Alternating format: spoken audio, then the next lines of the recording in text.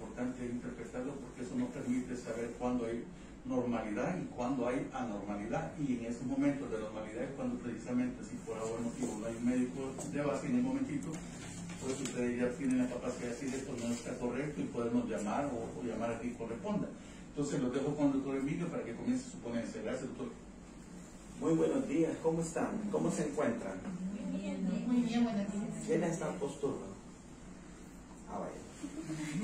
Vamos a tocar dos temas bien importantes que son casi, me atrevo a decir, el pilar de la evaluación en la unidad de emergencia de los pacientes que pueden venir más graves o de los pacientes que en algún momento podamos detectar cómo es que estos pacientes se complican de un día a otro, ¿verdad? Pacientes, por ejemplo, aquí lo que más predomina son los pacientes quirúrgicos. Soy el doctor Emilio Salazar, soy especialista en cuidados intensivos y para mí es un gusto estar aquí con ustedes. Entonces, los dos temas que vamos a hablar es sobre el balance hídrico y sobre el monitoreo inicial de los signos vitales. Ahora bien,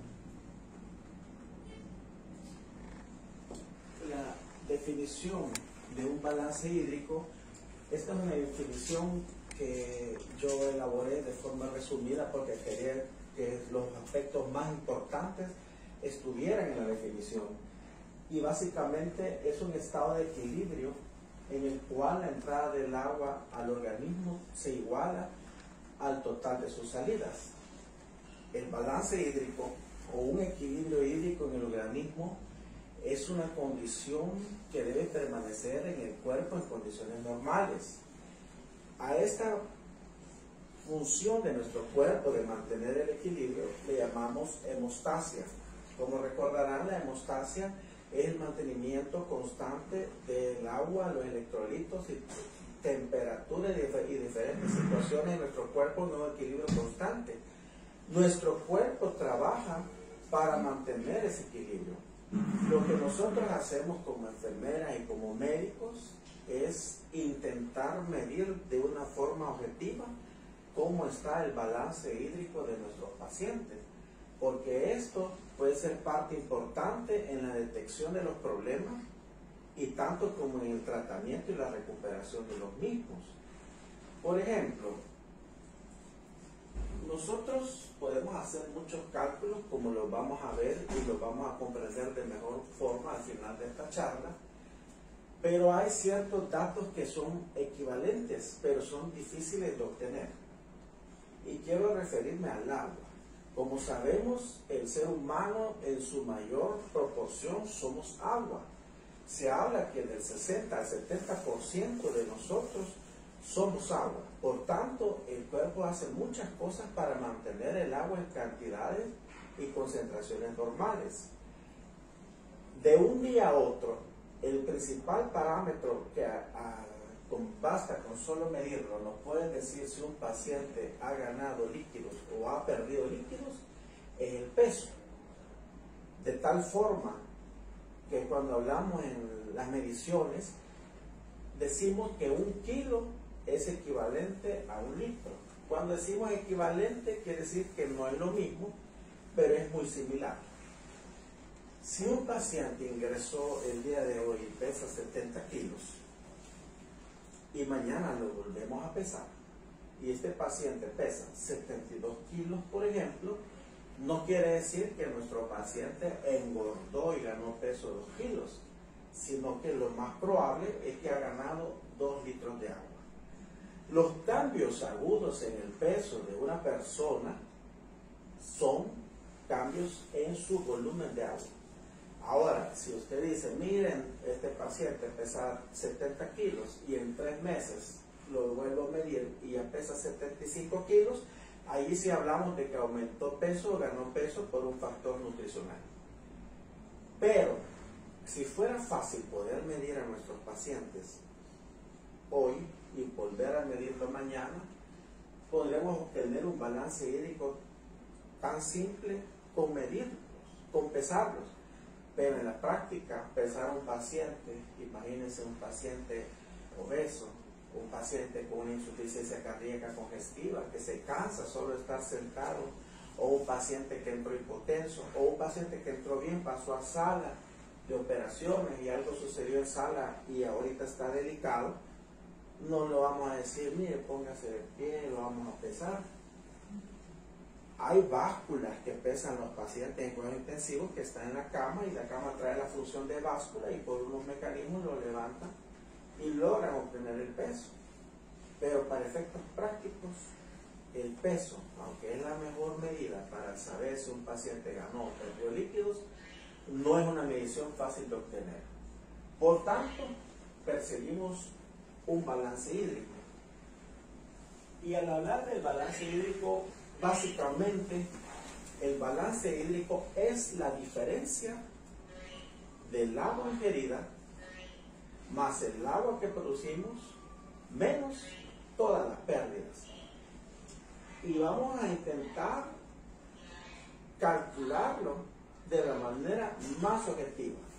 Sin embargo, al final de toda esta plática, verán que aún así, por muy estricto que sea su balance, es una medición que siempre lleva una parte subjetiva.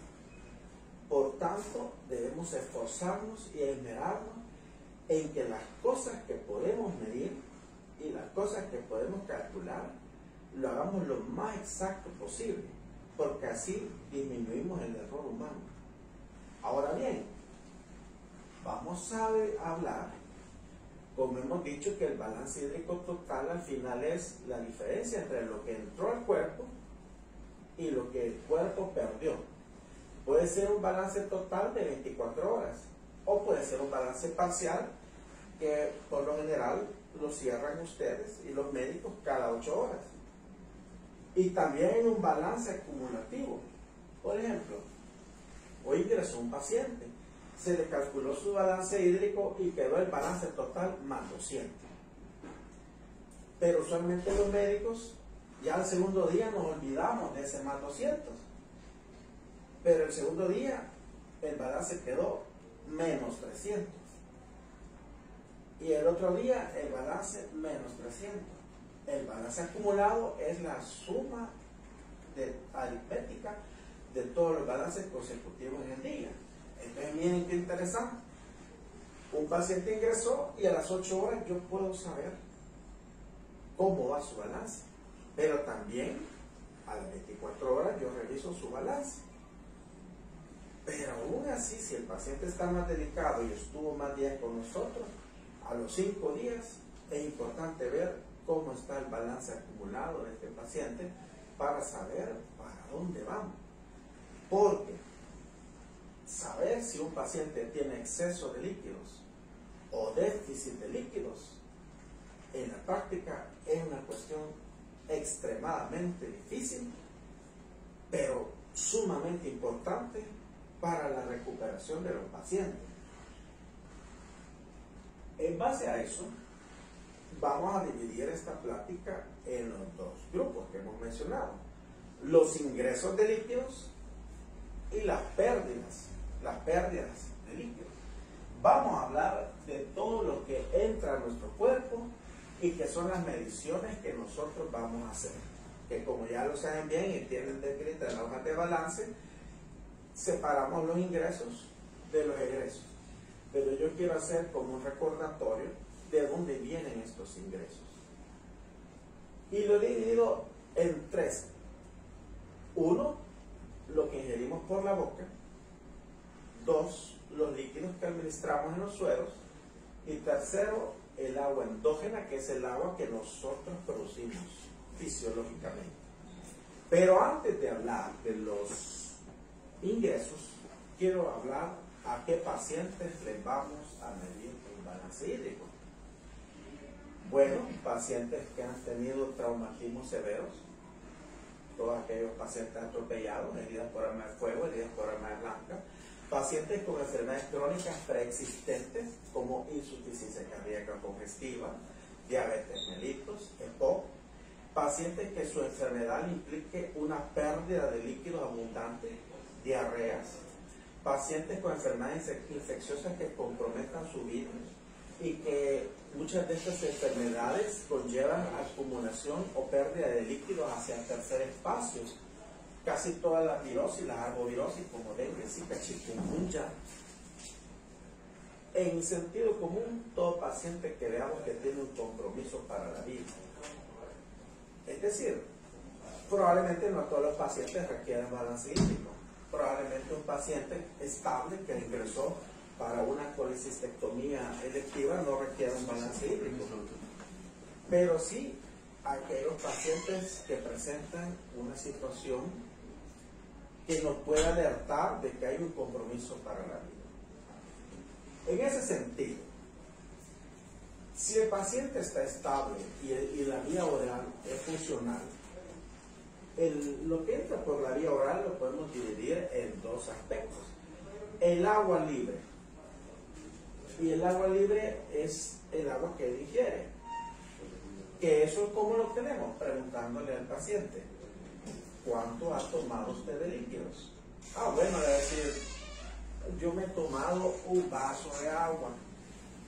Usted llega y dice al paciente, usted recibe su turno a las 7 de la mañana y hay que cerrar el balance aproximadamente 1 de la tarde. Don Roberto, ¿cuánto ha ingerido de líquidos? Es bien difícil que la gente los conteste, porque la gente usualmente no entiende la importancia de esto. Pero ahí nosotros tenemos que tener la firmeza, la amabilidad de saberle preguntar e insistir de una forma que la gente comprenda. Don Roberto, su médico, nos ha dicho que llevemos un control estricto de lo que ingiere y lo que pierde, porque eso es importante para su tratamiento. Así que trate de ser un poquito más exacto. Y cuénteme, ¿cuánto líquido ha tomado? Bueno, le va a decir, me he tomado una taza de café, me he tomado un vaso de agua y me tomé esa botella que la llevo a la mitad. Y ahí usted hace el cálculo. Una taza aproximadamente son 60 mililitros, un vaso normal estándar son 120 mililitros. También se le puede proporcionar al paciente medidas, es decir, llevarle bien medido, llevar una botella de agua. Entonces, el agua libre en sí solo es el agua potable.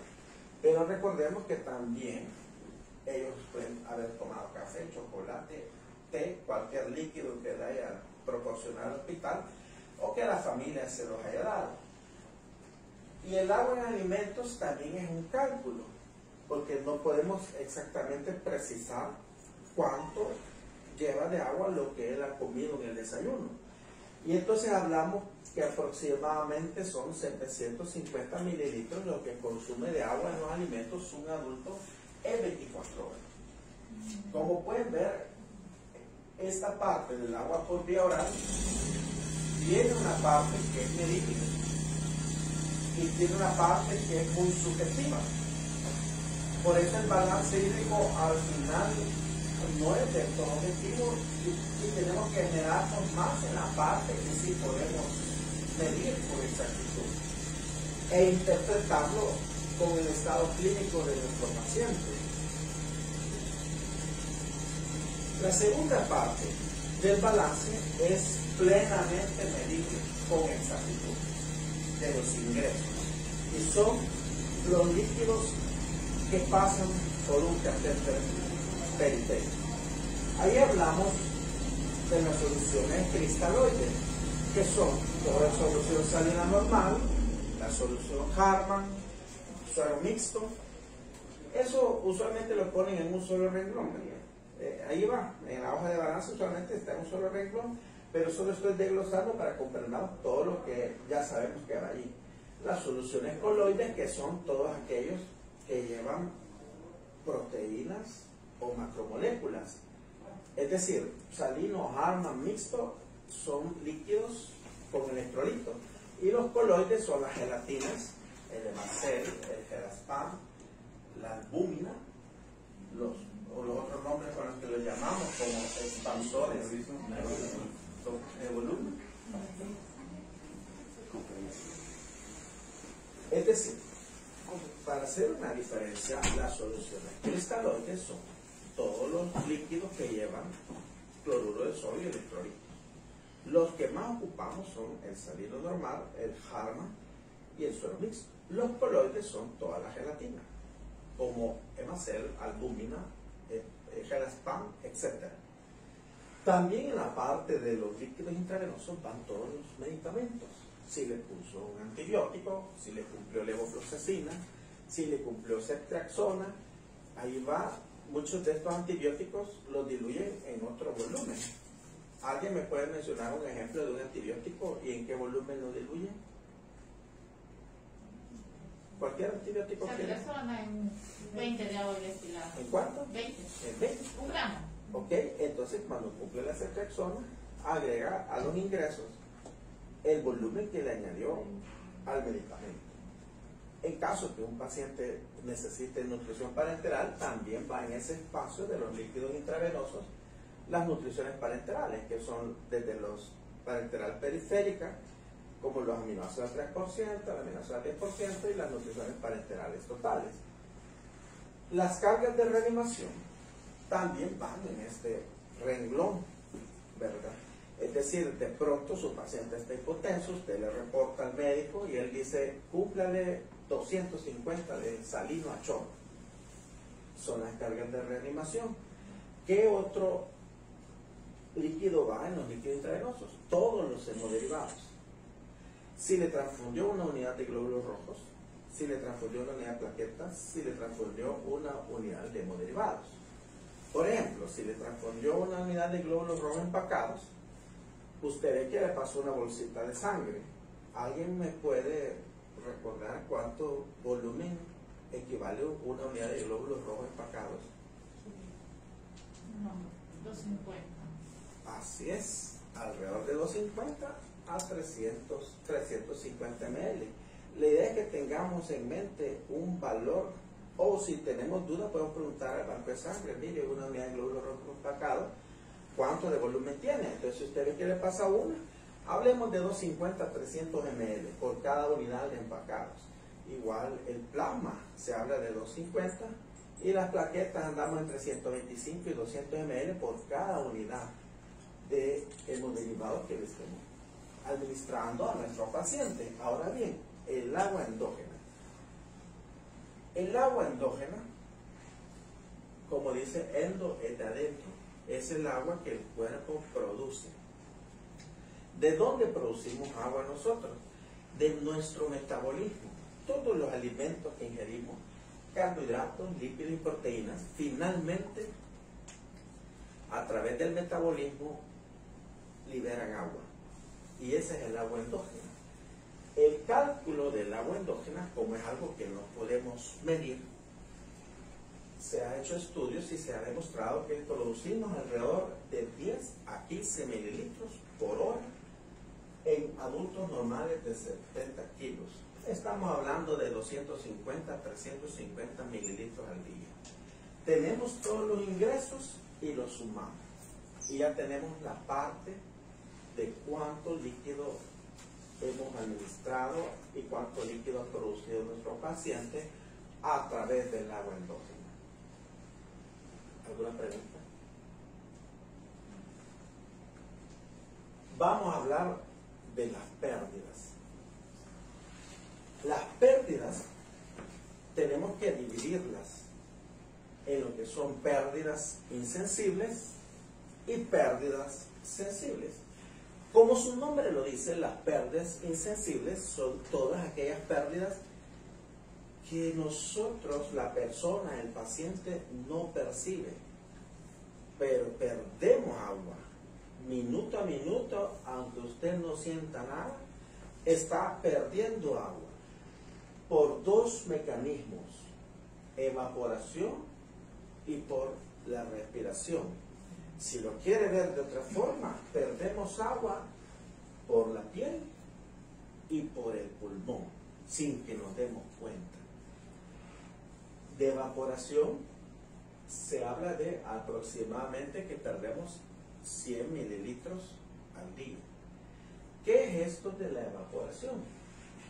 Nuestra piel es la primera línea de defensa contra las bacterias, pero también tiene miles de funciones. Una de ellas es mantener nuestra temperatura corporal, pero nuestros límites de la epidermis tienen que estar hidratados. Entonces nuestro organismo y de todos los mamíferos a través de la circulación hace llegar el agua de manera insensible a nuestras últimas o las capas más superficiales de la piel. Y cuando el agua llega acá, a pesar de que la piel, una de las funciones es mantener el agua dentro, finalmente un pequeño porcentaje se evapora. Este también es un mecanismo que el cuerpo ocupa para mantener su temperatura corporal. Quiere decir que si el ambiente está más caluroso, va a perder más agua por evaporación. Y la respiración, a través del, cada vez que nosotros inhalamos oxígeno y eliminamos CO2, a través de todos estos procesos bioquímicos que están en aquellas reacciones químicas que veíamos en la universidad y que no nos gustaba ver, se libera agua. Es decir, cada vez que nosotros expiramos, perdemos agua. Se habla de 500 mililitros por día, casi medio litro en la mujer solo por respirar, y de 700 mililitros al día en los hombres. De hecho, históricamente, en la Edad Media, una de las formas que tenían para saber que alguien había fallecido era ponerle un espejo sobre el rostro. Cuando fallece ya no expira. Entonces, si el espejo no se teñía por el CO2 y el agua, decía que el paciente había fallecido. Como pueden ver, las pérdidas de agua por la respiración ya la humanidad las había notado desde hace siglos atrás.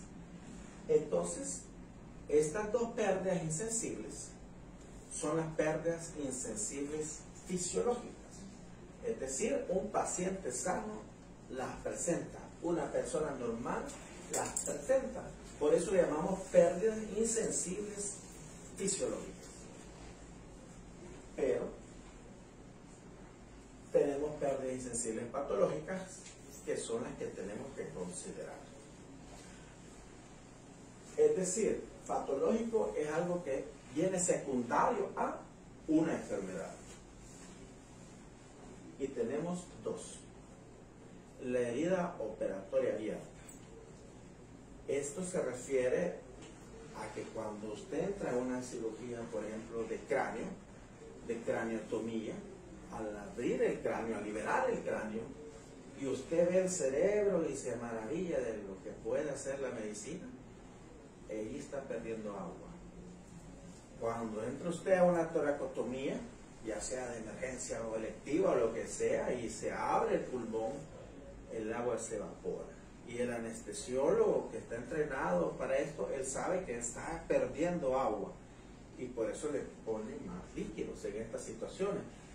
Cuando hay una laparotomía, que se abre todo el abdomen, y se abre todos los cuadrantes del abdomen, desde el operatorio el paciente está perdiendo líquidos. Son pérdidas insensibles. ¿Por qué? Porque usted probablemente no va a ver la pérdida de líquidos. Usted puede estar ahí en sala de operaciones y ve la herida operatoria abierta y pensaría que no está evaporándose el agua. Recordemos que la piel es la que mantiene el agua dentro de nuestro cuerpo y permite solo una pequeña pérdida. Al abrir un abdomen, el agua empieza a perderse. Según estudios, como el abdomen lo sabemos que se divide en cuadrantes, por cada hora, por cada cuadrante, pierde 0.3 mililitros por kilo de peso por cuadrante.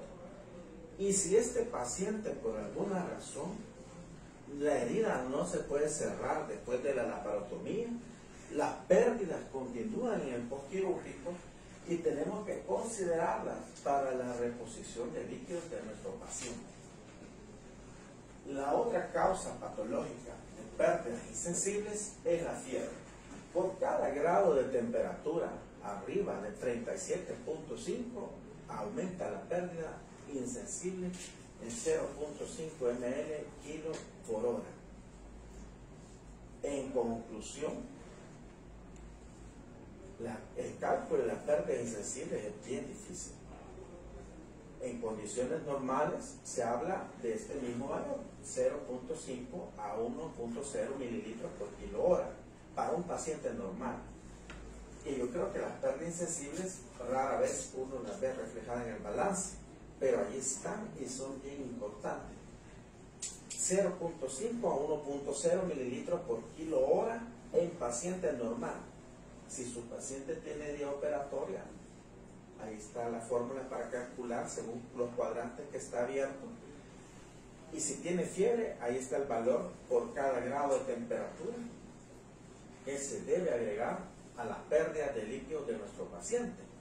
Y por eso, sobre todo en pacientes graves, usualmente usted puede ver que todo el turno le pasó un montón de líquidos y a usted le parece que está deshidratado, porque le ve los ojos hundidos, la boca seca, etc.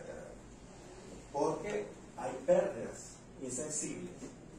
Ahora, así como hablamos de las pérdidas insensibles, hay pérdidas sensibles, que pueden ser fisiológicas y patológicas. ¿Y cuáles son las pérdidas sensibles? Es todo lo que nosotros nos damos cuenta de que podemos perder los líquidos. Uno es la transpiración. La transpiración o sudoración es un mecanismo del cuerpo para mantener nuestra temperatura corporal. Si el ambiente está muy cálido, nuestras glándulas sudoríparas, que están en prácticamente todo el cuerpo, pero primero en las axilas, los codos, las ingles, la espalda, etc., empiezan a producir sudor con la finalidad de enfriar el cuerpo y mantener la homeostasia. Perdemos 400 a 600 mililitros por día por el sudor.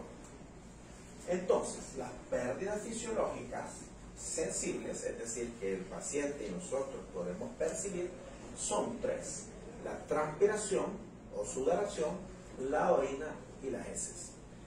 La orina, normalmente tenemos un valor de 0.5 a 1 mililitro por kilo hora, que es lo que llamamos diuresis normal, que aproximadamente son 50 ml hora. Cuando la diuresis es normal, orinamos de 0.5 a 1.5 ml kilo hora. Por eso a veces es importante, cuando se pone la diuresis, poner los diuresis por kilo hora. Ahora, este ya es un cálculo que realmente nos toca a los clínicos hacerlo, pero es importante que conozcan que la diuresis normal es 0.5 a 1.0 ml kilo hora. Si su paciente orinó menos, es decir, menos de 0.5, está en oliguria. De 0.25 a 0.5 es oliguria. Y abajo de 0.25 mililitros por kilo hora es anuria, es decir, que no está orinando. Pero si su paciente orina más, por ejemplo, que en una hora usted ve que orinó 200, no es normal, porque lo normal es de 50 a 100 mililitros hora. Pero si orina más de 1.5 mililitros por hora, le llamamos poliuria. Recapitulando, puede tener anuria, que no orina nada, oliguria, que orina poquito, diuresis normal y poliuria. Y estos datos son importantes, y yo sé que lo hacen de reportarlo al médico. Doctor, su paciente no orinó, o doctor, su paciente va orinando bien poquito, o doctor, su paciente orinó bastante, porque cuando orinan bastante a veces hay causas graves, muy graves, que hacen que nuestros pacientes orinen demasiado.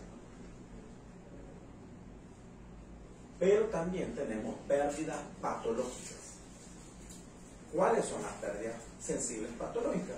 Todas aquellas pérdidas que podemos ver, que podemos identificar y que podemos medir y que en condiciones normales no ocurren en nuestros pacientes. Y hablamos de pacientes que pueden estar conscientes o pacientes en coma. Para todo este tipo de pacientes podemos ver, por ejemplo, si un paciente vomita. Es difícil medir cuánto alguien vomitó y llegar y decir, estos son 100 ml. Con la experiencia que van agarrando, pues yo sé que muchos hacen cálculos bien exactos. Pero igual, si su paciente tiene sonda nasogástrica y está drenando lo que sea, el contenido gástrico, contenido biliar, eso también se puede medir y constituye parte de las pérdidas patológicas. Los drenos en pacientes quirúrgicos es bien importante. Usualmente los cirujanos dejan drenos en sus operaciones como un testigo para ver que todo esté bien. Y muchas veces se espera que no esté drenando mucho. En el drenaje lo importante es tanto ver la cantidad como las características de este dreno. Importante es ver si está drenando bastante, como que de pronto usted vea que no drenó mucho, pero imagínense que drenó 50 o 100 mililitros de sangre, o un paciente postquirúrgico, pues definitivamente no es normal. Entonces, en el dreno, que son los dispositivos que dejan los cirujanos, importante ver la cantidad y anotarla lo más exacto, como la calidad del dreno. En el abdomen, por ejemplo, de pronto ve que sale líquido verde, no es normal, ¿verdad?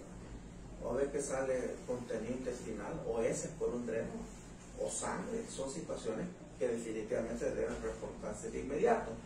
Pero estas pérdidas también se tienen que ir midiendo.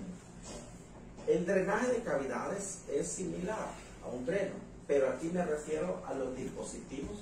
Por ejemplo, si tiene un tubo de tórax, o si tiene una paracentesis, es decir, un catéter de paracentesis, y usted mire cuánto drenó esa paracentesis, cuánto drenó el tubo de tórax por hora. Esa información valiosísima que salva la vida de los pacientes.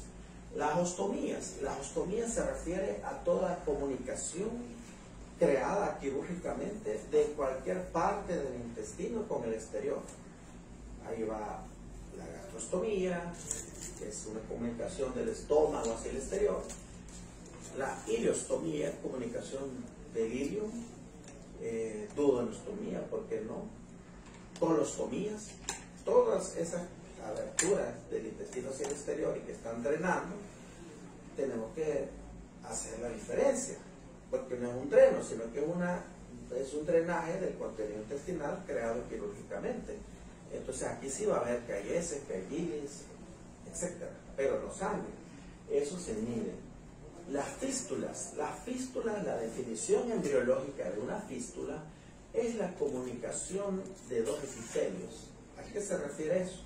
En la embriología, que es algo que no a muchos nos gusta, al inicio el epitelio está en nuestros intestinos y por esos plegamientos que da el embrión, el epitelio queda en el intestino y queda en nuestra piel.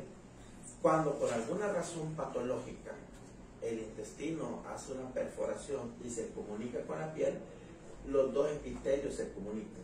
Y eso es una fístula enterocutánea de cualquier sitio del intestino hacia la piel. Y es una cuestión patológica, pero que también es importante medir cuánto está drenando una fístula. No es lo mismo una fístula que en 24 horas le drenó 50 mililitros a una fístula de alto gasto que le drenó más de 1 litro, 2 litros. Porque eso es importante para calcular cuánto líquido intravenoso va a recibir este paciente el día siguiente.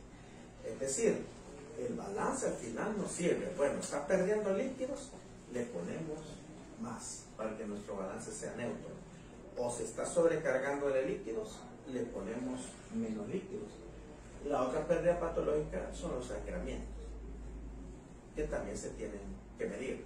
Es decir, de pronto un paciente tiene sangramiento del intestino superior, sangramiento del intestino inferior, o sangramiento de sus heridas operatorias, o sangramiento por un dreno o un dispositivo, también va dentro de las pérdidas patológicas. Bueno, este es un pensamiento.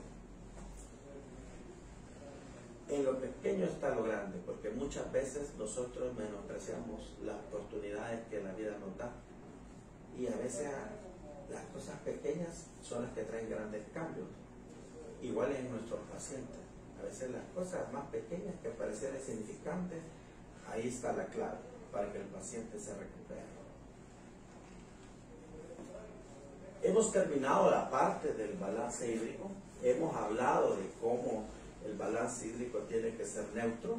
Hemos hablado de los ingresos, hemos hablado de todos los egresos, hemos explicado que hay cuestiones que pueden ser medidas objetivamente, que hay otros parámetros del balance hídrico que son subjetivos y que hay otros que son calculados. ¿Tienen alguna pregunta para calcular el balance hídrico? Bueno, vamos a hablar en Perdón, tal vez solo para que me esté un poquito más claro el concepto del tercer espacio, porque dice que sí, en ese efecto, cuando dice que hay, digamos, se puede hacer el rito del tercer espacio y todo eso, pues probablemente no lo logro entender. Pues sería explicar nada más que es un tercer espacio, ¿no? La pregunta es muy interesante. Como mencioné al inicio, el 70% de nosotros es agua. La naturaleza mantiene esa agua en equilibrio. Y todo esto viene del origen de la vida, que primitivamente la primera célula se originó en el mar y estaba en equilibrio con el agua del mar y las sales. Al agruparse los organismos pluricelulares y crear todos nuestros órganos y sistemas, mantienen ese mismo equilibrio. Pero esta agua está distribuida en 3 compartimientos. Uno, el espacio intracelular, que es lo que está dentro de la célula.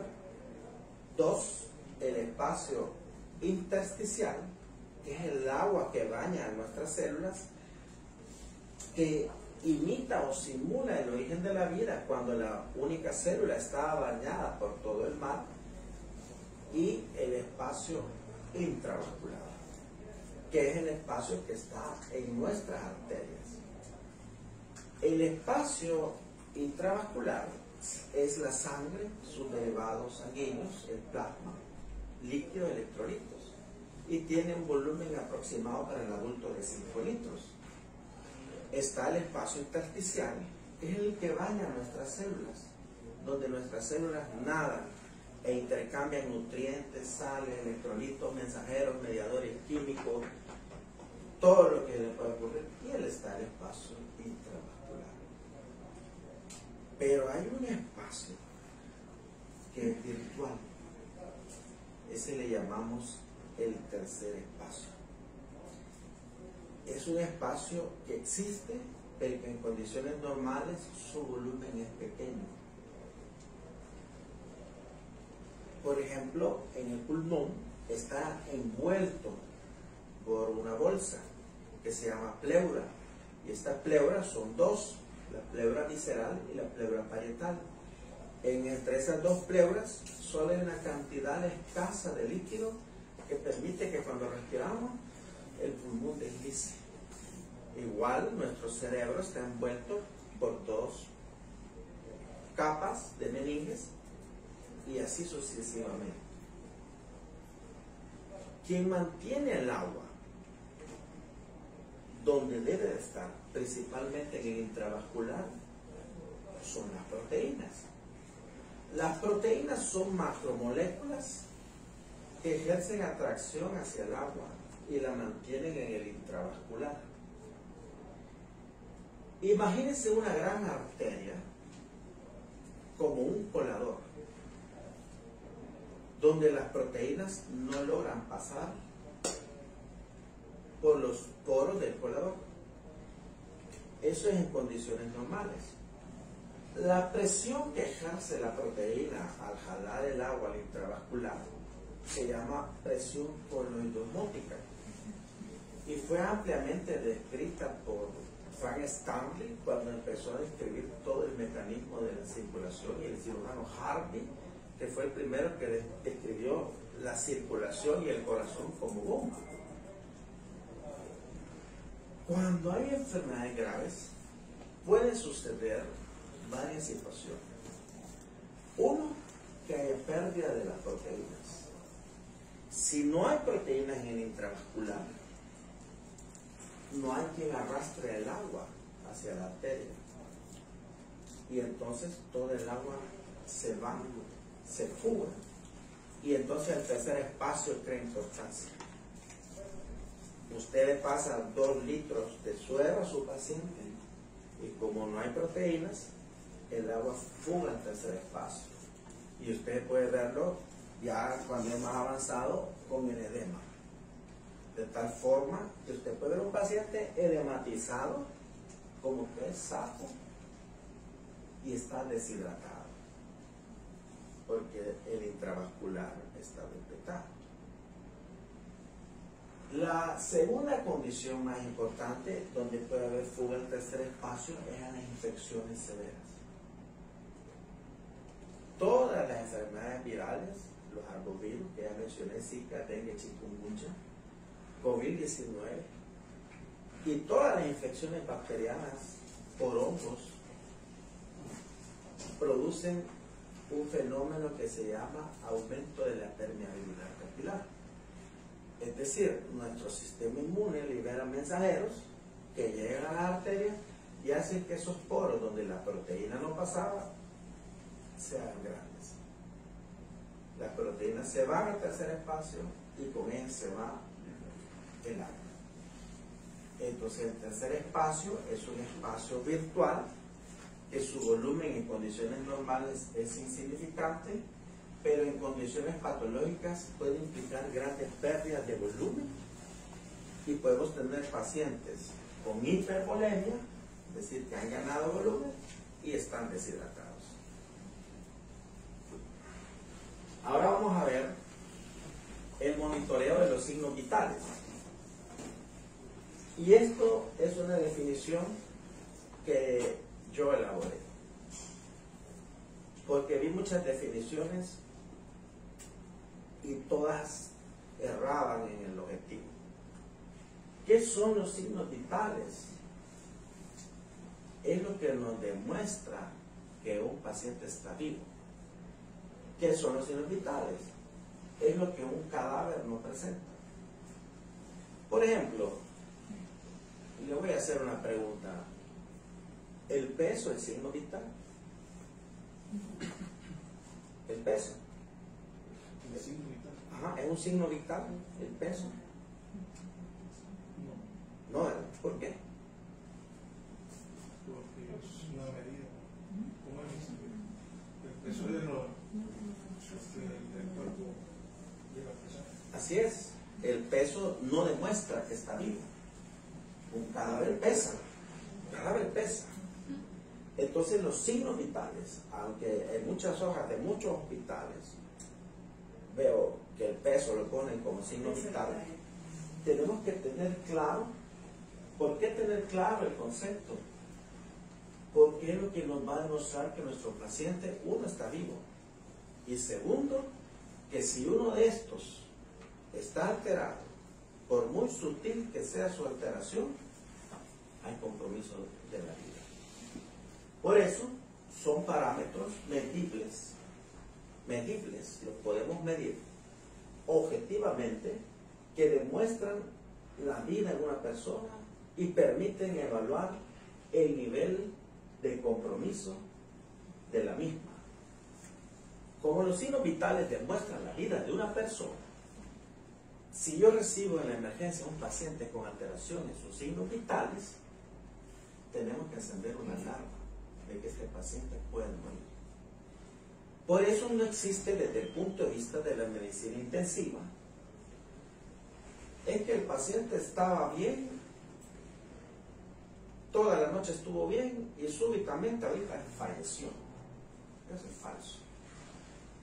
La única razón que podría explicar eso es la muerte súbita de origen cardíaco.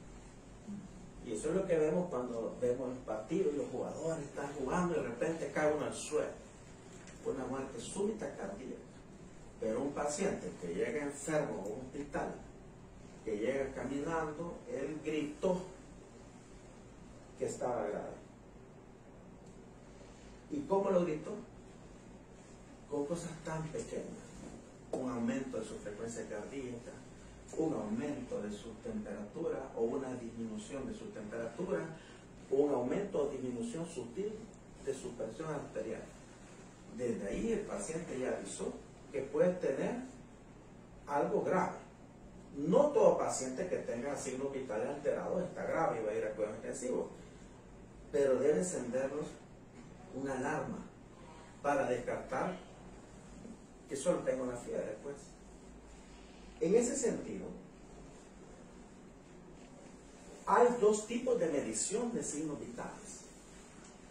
Y los signos vitales son la frecuencia respiratoria, la frecuencia cardíaca o pulso, la presión arterial y la temperatura.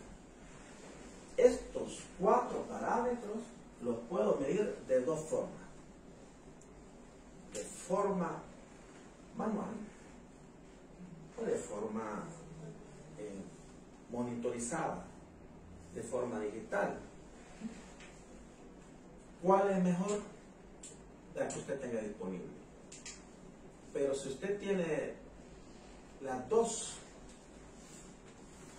debemos tratar de descartar el error humano. Muchas veces, cuando estaban las emergencias, está chocado en el monitor, me dice. La verificamos manual, ¿qué dirían ustedes? Pues a veces salen no estables, pero salen bien. ¿Hola?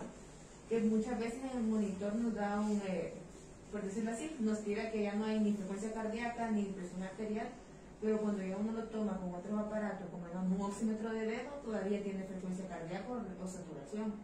Y igual todavía se detecta lo que es presión arterial cuando se hace manual. Sí. Ahí hay varias preguntas, ¿verdad? Tenemos que descartar que el monitor esté funcionando bien.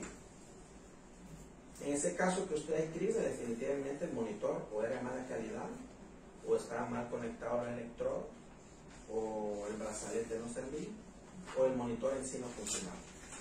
Pero si usted tiene un monitor de buena calidad, en buenas condiciones, y ya le salió chocado, le volvió a poner el brazalete, verificó que todos los electrodos estén bien, dele valor. De hecho, en mi opinión, tiene más valor un signo vital monitorizado que un manual, porque el manual va implícito el error humano. El cálculo de la presión arterial se basa en que escuchemos la desaparición del segundo ruido en Korthoff para encontrar la diastólica. Y puede haber un error subjetivo humano. Si su monitor está bueno, usted puede verificarlo manual, ¿verdad?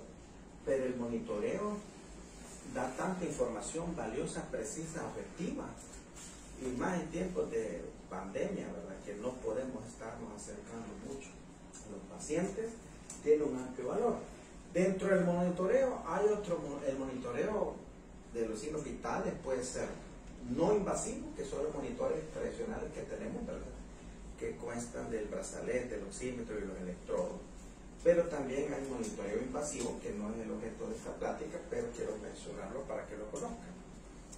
Son monitores que, por ejemplo, usted canaliza una arteria del antebrazo, una arteria radial, introduce un catéter, y a través de eso, pues, de los dispositivos de computadores y todo eso, lo conecta a un monitor y puede tener la presión arterial latido a latido. Es decir, cada vez que el corazón bombea, él le da una medición de presión arterial. Pero estos ya están, digamos, reservados para pacientes de cuidados intensivos en condiciones más graves. Ahora bien, hablemos de la frecuencia respiratoria. Valor normal en adultos de 12 a 18. Eso se llama eupnea, un valor normal de frecuencia respiratoria. Si su paciente presenta frecuencia respiratoria arriba de 18, le llamamos taquipnea, respiración rápida. Si su paciente presenta abajo de 12 respiraciones, le llamamos bradipnea. Y si su paciente no respira, ¿cómo se llama eso? Apnea. Frecuencia cardíaca, pulso. ¿Es lo mismo? ¿Perdón? Frecuencia cardíaca y pulso. ¿Es lo mismo? Sí, porque son latidos del corazón. No. Sí, pero hay una pequeña diferencia. La colocación. No, frecuencia cardíaca, yo le puedo poner un monitor, los electrodos. Y por ahí va lo que usted me preguntó, la información que usted nos comentó. Yo le puedo poner electrodos y puedo ver trazo en el monitor. El paciente tiene frecuencia cardíaca. Pero recordemos que los electrodos miden actividad eléctrica. Entonces la frecuencia cardíaca es cuántas veces el corazón se contrae o hace una descarga eléctrica. Pero que esa contracción sea efectiva y se traduzca en un bombeo de sangre, eso es otra cosa. Y ahí es donde el pulso lo podemos medir. Y la diferencia es que el pulso es lo que yo palpo a nivel periférico, La sensación perceptible del latido cardíaco. y la eficacia del latido cardíaco. Por tanto, usted puede tener un monitor, algo así, el caso que usted escribió me parece que, o al revés, pero no hay pulso. Eso es una forma de paro cardíaco. El paro cardíaco tiene 4 formas, pero una de ellas es la actividad eléctrica sin pulso. Es un corazón que solo está haciendo descargas eléctricas y sus contracciones no son efectivas. Entonces, solo como dato teórico, hacer la diferencia de lo que es frecuencia cardíaca, que es lo que puedo medir, y pulso, o auscultar incluso. Yo puedo auscultar a un paciente y escucharle. Hay enfermedades en las que el corazón se contrae, qué sé yo, 100 veces, pero el pulso es diferente, es 80. Hay un montón de enfermedades cardíacas que nos dan una diferencia de la frecuencia cardíaca y el pulso, y con solo yo encontrar esa diferencia ya me voy orientando hacia otro diagnóstico importante para el tratamiento de este paciente. Y la presión arterial, quise dar un rango así bien superficial, bien fácil de comprender, que el valor máximo anda ahí entre 140 y 70 y lo mínimo entre 90 y 60. Regresando a la frecuencia cardíaca, el valor de 60 a 100 latidos por minuto es normal en pacientes normales, estándar. Pero yo he tenido pacientes de alto rendimiento, atletas, y ellos hacen 50, 45. Es decir, en atletas de alto rendimiento, como su corazón es más fuerte, ellos con menos gasto cardíaco están bien. Y usted de pronto puede encontrar un paciente bradicárdico y decir, el paciente está grave.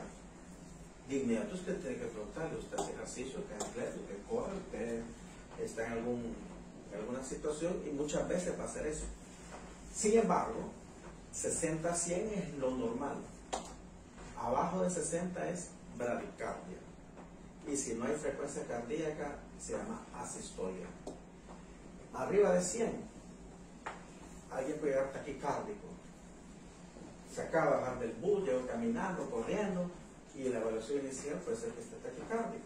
Alguien tiene fiebre.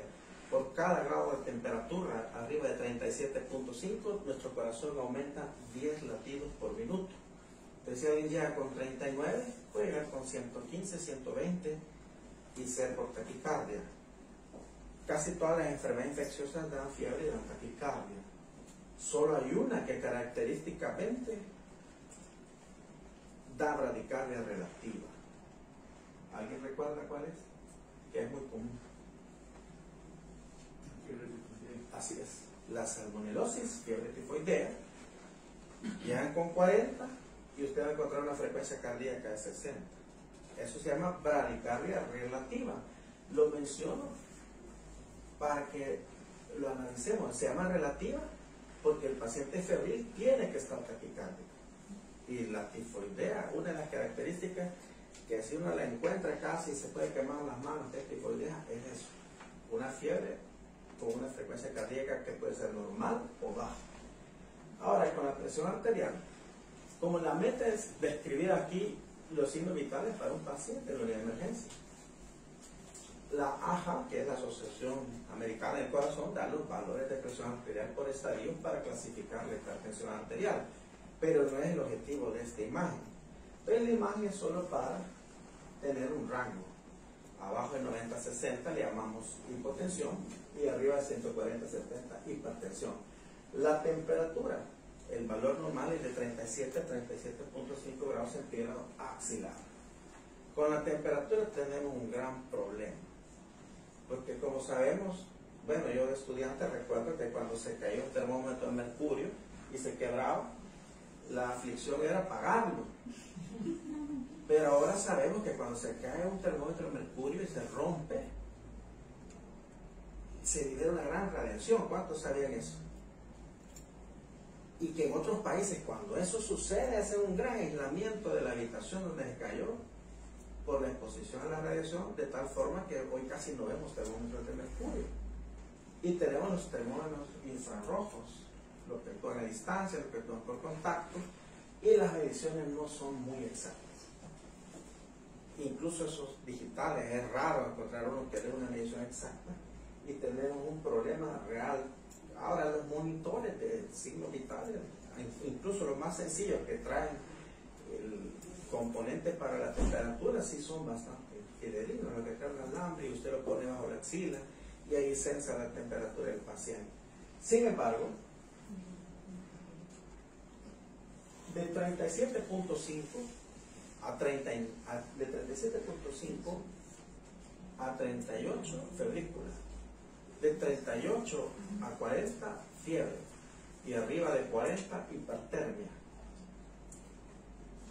y de 37 hacia abajo le llamamos hipotermia, de 37 a 35.5 hipotermia leve, y así vamos clasificando hasta hipotermia severa.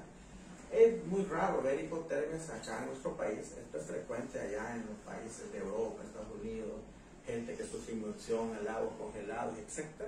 Pero podemos ver hipotermia en quienes, los pacientes postquirúrgicos, paciente que se operó, tuvo un tiempo prolongado de cirugía, o un paciente de tercera edad que entró a alguna cirugía electiva y de pronto usted lo ha chocado y está frío, es decir, hay que considerar la hipotermia. ¿Y qué hacer si tiene un paciente con temperatura baja? Tirarle muchas sábanas, ¿verdad?, para que él recupere su temperatura. Los pacientes politraumatizados, pacientes, es decir, tuvo accidente de tránsito severo, lo están operando, que mismo una herida operatoria, pierden un montón de líquidos y de pronto hacen hipotermia severa. Y es un factor importante que, como este es un hospital de cirugía, que también debemos de considerar, porque es parte de la triada mortal que le llamamos en trauma, que es la hipotermia, la acidosis y la hipotensión, es decir, la hipotermia mata, y debemos detectarla. Entonces a veces los termómetros no nos van a detectar la hipotermia, porque como ya lo mencioné, tengo problemas, pero si usted toca a su paciente y lo siente frío, es porque está hipotérmico. Basta con que le ponga más sábana o sueros tibios, a veces se les pasan líquidos tibios, ¿verdad? En sala de operaciones, bueno, sabemos que hay dispositivos para calentar los sueros que se le están pasando a nuestros pacientes. De hecho, es una observación importante, ¿verdad?, que muchas veces pasen un salino y solo se agarra el suero ahí de donde esté y le está pasando agua helada directamente a la vena. Idealmente debería haber un dispositivo donde los salinos, todo lo que le pasamos a nuestros pacientes, pasen una temperatura óptima para que no produzca en sí hipotermia. Y creo que con eso terminamos. Vamos a ver. Con eso terminamos. Y solo mencionar otras mediciones, pero no son signos vitales. El peso, como ya lo vimos en todo el balance hídrico, es bien importante el peso de nuestros pacientes, y la saturación de oxígeno, la oximetría de pulso, que como les digo, usualmente están en las hojas de emergencia, en la parte que van los signos vitales, y allí deben de estar, porque nos dan información para la evaluación inicial, pero tenemos que tener claro que no son signos vitales. ¿Algo que quieran que aclare? Yo tengo una pregunta, pero es así una pregunta que un paciente con una abundante pérdida de sangre puede tener hipotermia. Claro, porque de hecho es la causa de la hipotermia, porque el agua somos 70% agua. Y recordemos que el agua es una de las sustancias en la naturaleza que más conserva la temperatura, tanto para enfriar algo como para calentarlo. Tanto así que si queremos enfriar algo, usamos hielo con agua. Y si queremos enfriar nuestro carro, nuestro alrededor lleva agua. Entonces, cuando nuestro cuerpo pierde sangre, pierde agua, pierde glóbulos rojos, pierde plaquetas, pierde plasma, pierde sodio, pierde potasio, magnesio, fósforo, pero pierde agua. Y al perder agua, pierde calor. Y estos llegan a presentar hipotermia o sangramiento. Igual al poner una transfusión, por eso es la importancia de los signos vitales antes de la transfusión, para ver si hace un cambio. Bueno, eso es con casi todos los medicamentos, ¿verdad? No, yo me refiero al poner una unidad de sangre, siempre nos piden en el régimen que tomemos temperatura, presión arterial. Es porque puede afectar el volumen de agua, esa transfusión de sangre en la que ya tiene el paciente. No. Cuando un paciente tiene fiebre y se pasa el hemodderivado, se asocia fenómenos ahí de coagulación y de anafilaxia, entonces de reacción a cuerpo extraño. Entonces, por eso, cuando alguien tiene fiebre, no se puede transfundir.